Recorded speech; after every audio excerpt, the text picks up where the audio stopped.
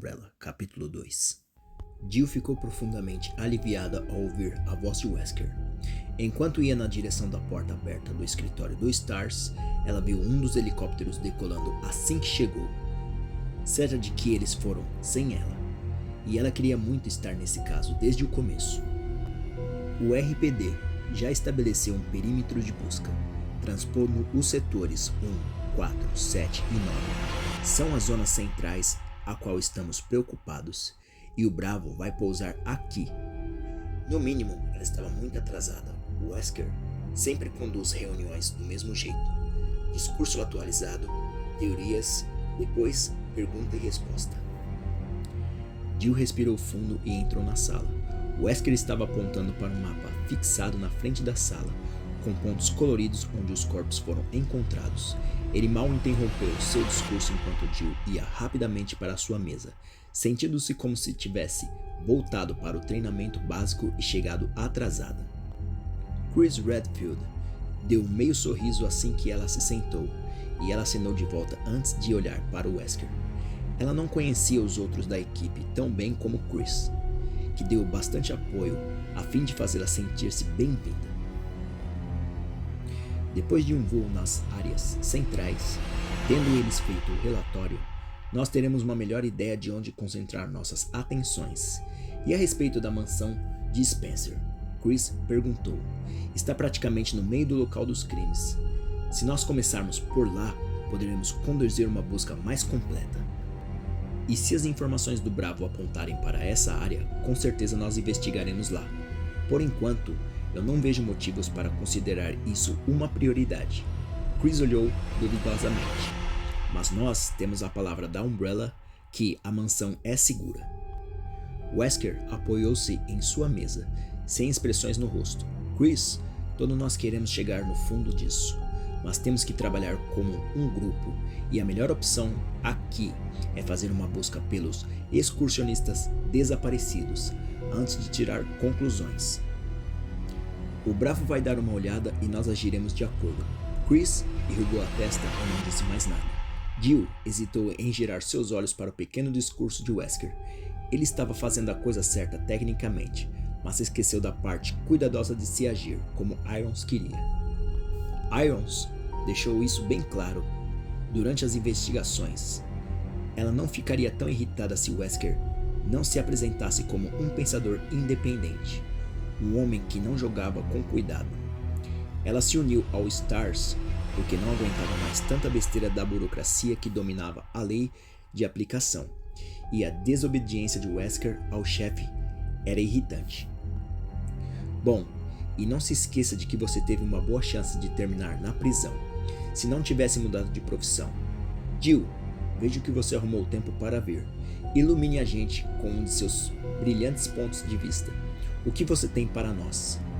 Jill tentou parecer calma e sob controle, como ele. Nada novo, acho. O único padrão óbvio é a localização. Ela olhou para as anotações no monte de papéis que tinham à sua frente em busca de referências. As amostras de tecido tiradas debaixo das unhas de Beck McGee e Chris Smith casaram perfeitamente. Nós a pegamos ontem. E Tonya Lipton, a terceira vítima, teve definitivamente andado nos pés da montanha. Esse seria o setor 7B. Ela ergueu a cabeça para o Wesker e fez seu acréscimo.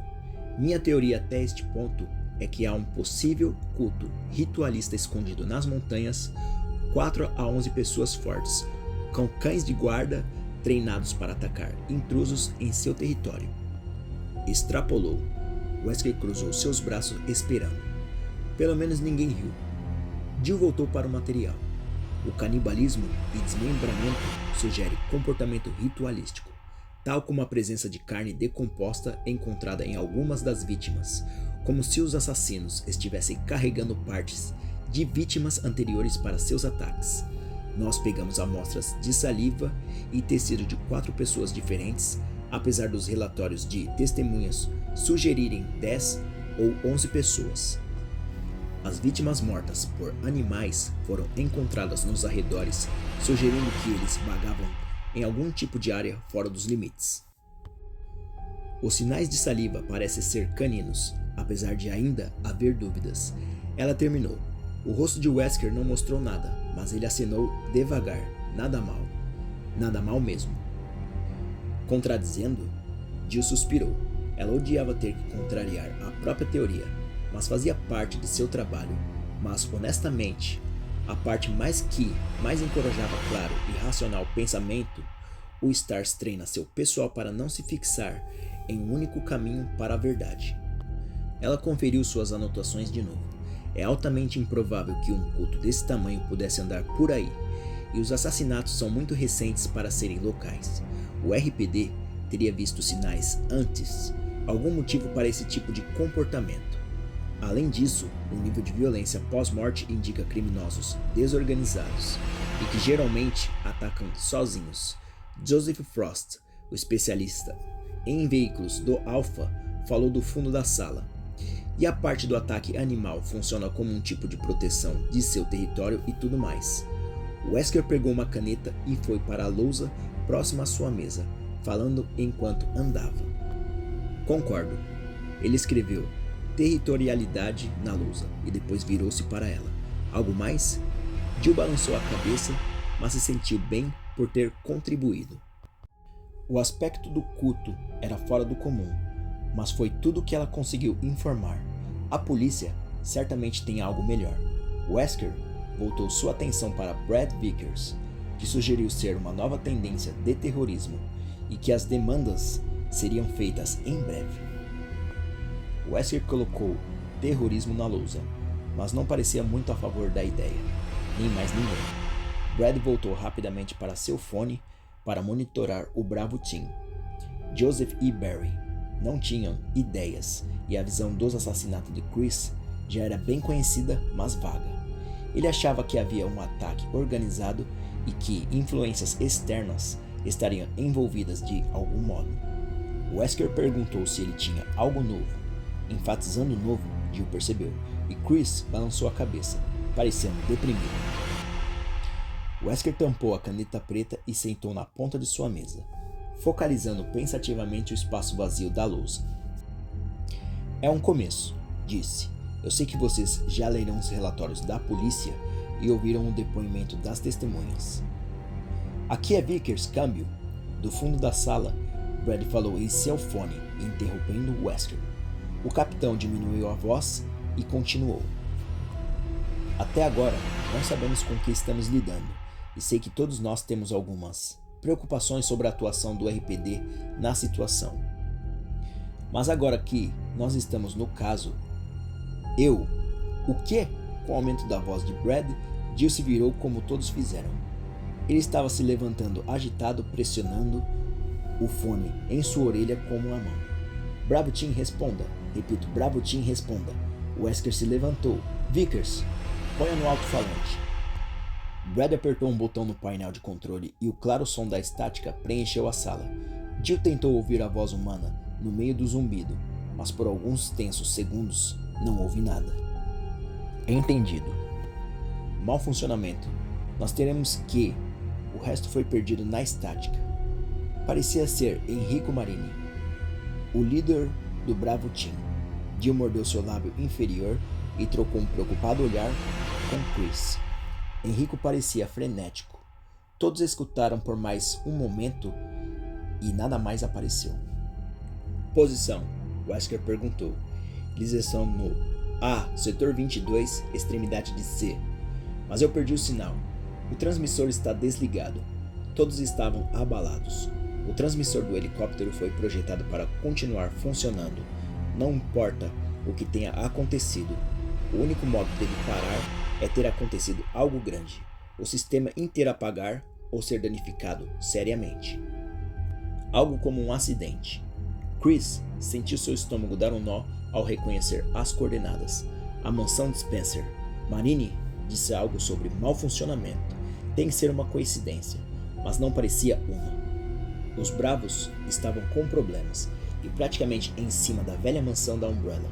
Tudo isso veio à sua mente numa fração de segundo, e depois já estava de pé pronto para agir.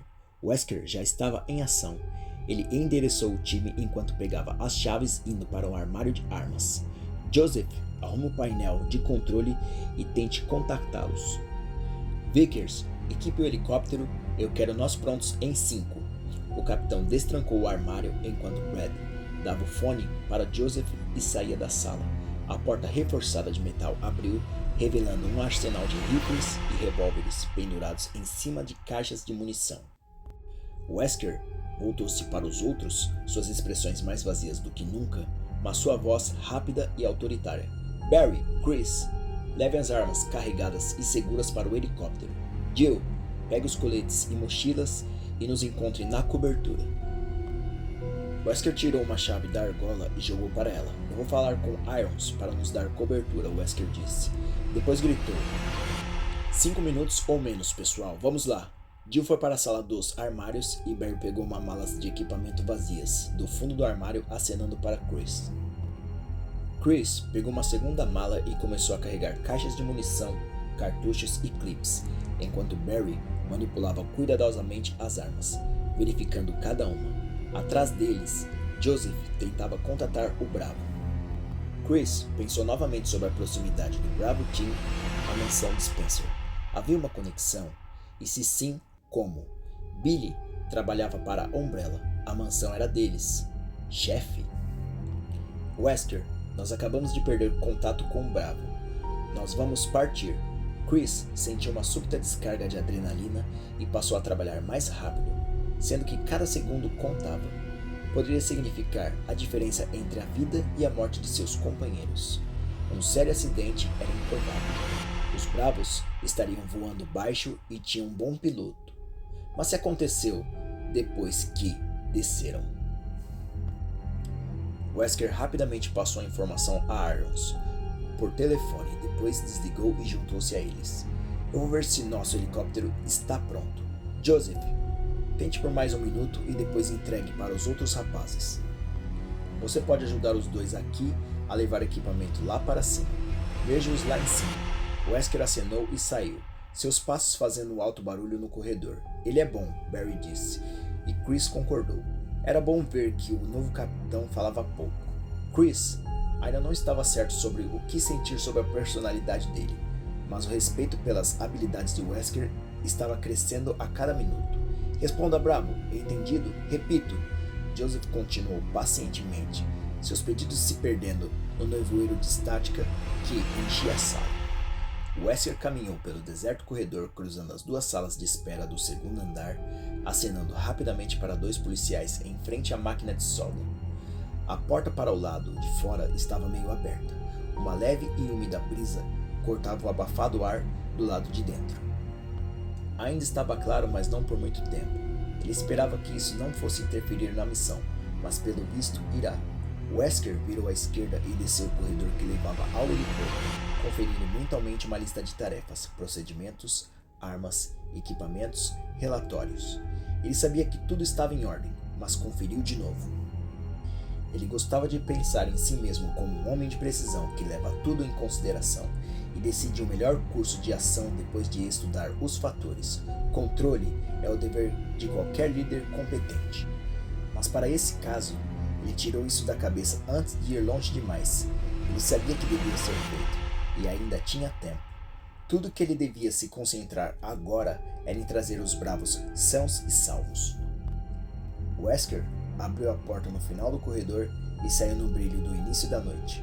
O crescente ruído do motor do helicóptero e o cheiro de óleo enchiam os seus sentidos.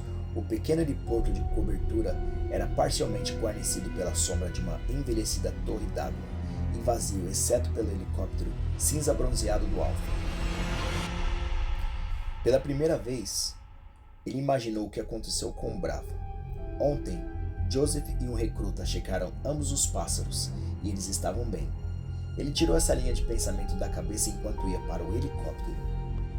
Não importava o porquê, não mais. O importante é o que veio depois.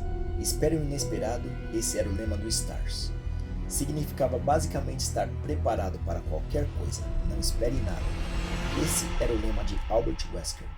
Um pouco menos atraente, talvez, mas infinitamente mais útil. Se virtualmente garantido, Aquele nada jamais o surpreenderia. Ele subiu para a porta aberta do piloto e viu Vickers. O homem parecia com medo, e Wesker considerou por um momento deixá-lo para trás. Chris tinha licença para voar, e Brad tinha a reputação de se cagar sob uma arma. A última coisa de que ele precisava era ter um de seus soldados congelados em caso de problemas. Mas ele pensou nos bravos perdidos e voltou atrás. Ele abriu a porta lateral e entrou na cabine, fazendo uma rápida contagem do equipamento arrumado na parede. Fogos de emergência, kits médicos e de comida. Estava tudo pronto. Wesker imaginou o que Brad estava fazendo agora, cagando nas calças sem dúvida. Wesker riu assim que descia do helicóptero, mentalizando a imagem de Irons, suas gorduchas bochechas vermelhas de raiva e merda escorrendo pelas suas pernas. Irons gostava de pensar que podia controlar tudo e todos. Isso fazia dele um idiota. Infelizmente para todos, ele era um idiota com um pouco de poder. Wesker o avaliou cuidadosamente antes de assumir a posição em Raccoon City, e sabia algumas coisas sobre o chefe, que não o enquadrava numa luz positiva. Ele não tem intenção de usar o que sabe, mas se Irons bagunçar as coisas mais uma vez, Wesker não ficará de boca fechada, ou pelo menos dizer que tem um acesso a ela. Isso certamente o manterá fora do caminho. Barry Burton apareceu carregando as caixas de munição, Chris e Joseph logo atrás, Chris com os cintos e Joseph com as mochilas, o compacto lança-granada sobre o ombro. Assim que os três guardaram o equipamento, Wesker voltou sua atenção para a porta esperando Jill. Ele conferiu o relógio e franziu. Menos de 5 minutos se passaram desde o último contato com o Bravo. Eles fizeram um ótimo tempo, mas onde está Valentine? Ele não falou muito com Jill desde que ela chegou em Raccoon, mas seu arquivo era muito bom. Ela conseguiu altas recomendações de todos que já trabalharam com ela, elogiada pelo seu último capitão como sendo muito inteligente e extraordinariamente calma numa crise. Seu pai era Dick Valentine, o melhor ladrão nos negócios umas décadas atrás. Ele a treinou para seguir seus passos. Ela ia muito bem até o pai ter sido encarcerado. Silenciosamente, o capitão encorajou Jill a tirar seu traseiro de onde está e pedir Brad para ligar as pás do helicóptero. É hora de ver como as coisas estão lá fora.